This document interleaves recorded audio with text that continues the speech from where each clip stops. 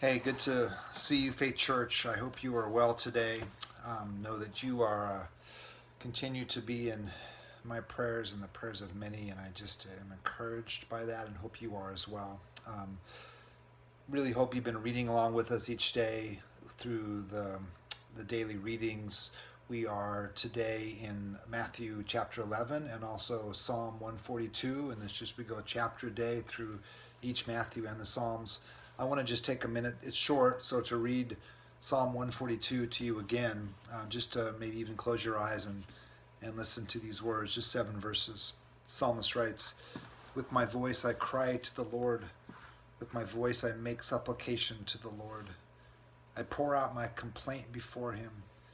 I tell my trouble before him. When my spirit is faint, you know my way. In the path where I walk, they have hidden a trap for me. Look on my right and see, there is no one who takes notice of me. No refuge remains to me. No one cares for me. I cry to you, Lord. I say, you're my refuge, my portion in the land of the living.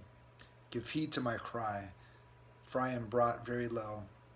Save me from my persecutors, for they are too strong for me. Bring me out of prison, so that I may give thanks to your name.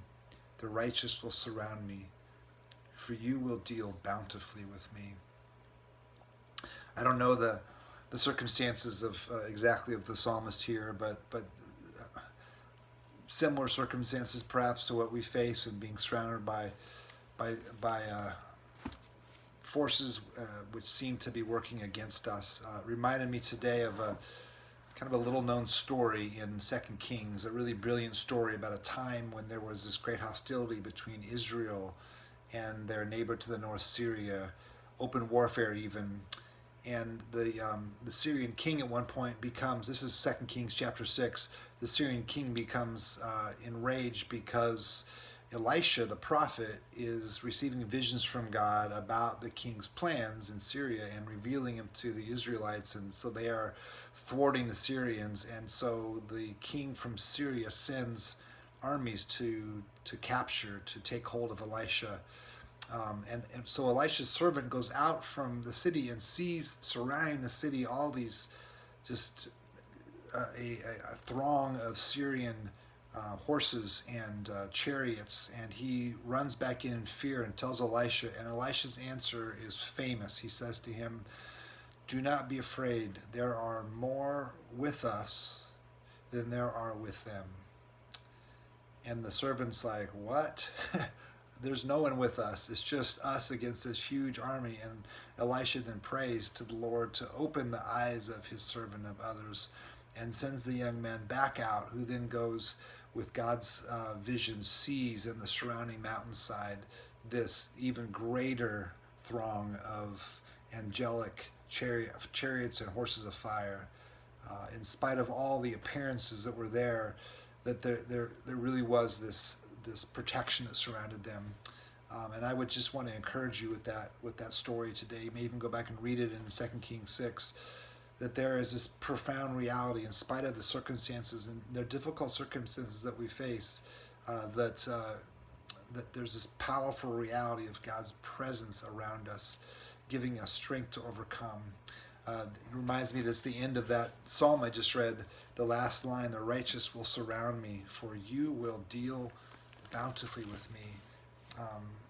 It also reminds me of Jesus' words in the end of Matthew 11, which we many of us have read today. If not, I really encourage you to read those words, where Christ reminds us and invites us, in fact, says, "Come to me, all you who are weary and carrying heavy burdens, and I will give you rest. Take my yoke upon you and learn from me, for I am gentle and humble in heart, and you will find rest for your souls. For my yoke is easy and my burden is light." I know the news is not good today. It's not good locally. It's not good nationally. It's not good in our world. And yet, I pray that you will take heart. Christ is the one who tells his followers, there's trouble in this world, but take heart, because the one who is in you and with you is stronger than the evil and the trouble in this world. And so be encouraged today. And I pray that God will give you the vision to see his protection surrounding us.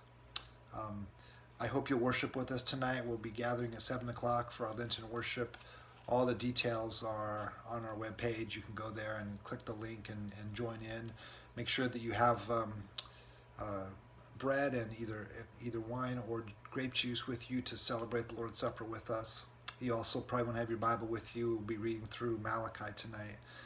We also sent a message out today about a course, a weekly course that Ron Beams is offering, adaptation of his transition course, which I think will be an encouragement to many of you. So I encourage you to follow the links on that email. The course will begin tomorrow, Thursday at 2 o'clock. Reach out to us, to your deacon, to one of our elders or staff, if there's any way we can be a support to you in this time. Know that you're in our prayers, and I look forward to worshiping with you shortly. Take care.